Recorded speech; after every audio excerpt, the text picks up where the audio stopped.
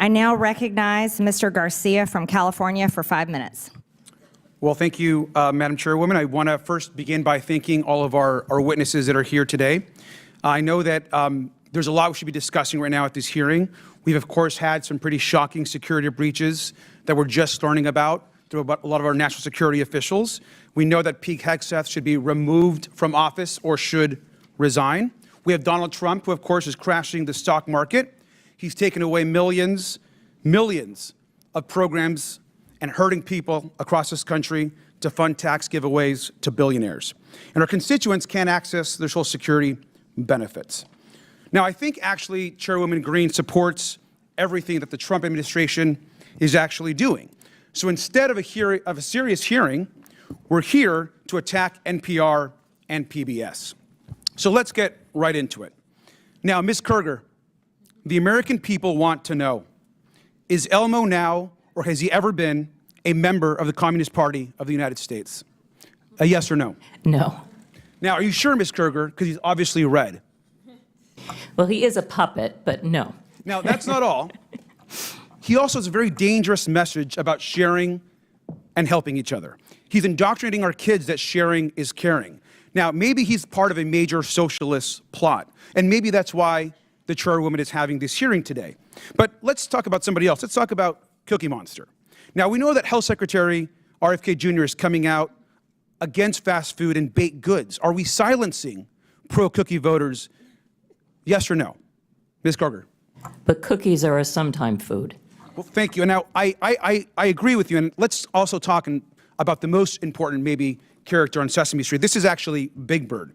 Now, Ms. Kerger, since Elon Musk actually fired USDA workers who have been working on the bird flu, does it make sense to also fire Big Bird? Yes or no?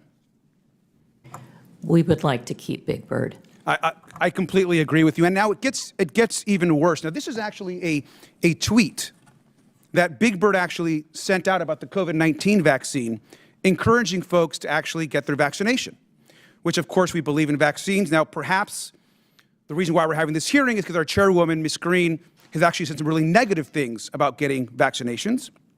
And that perhaps is why we are here. And so we support Big Bird being pro-vaccine and promoting vaccines across this country. Now, I will admit, though, the extreme liberal agenda that you're all pushing, I think, doesn't stop there. This, of course, is Bert and Ernie.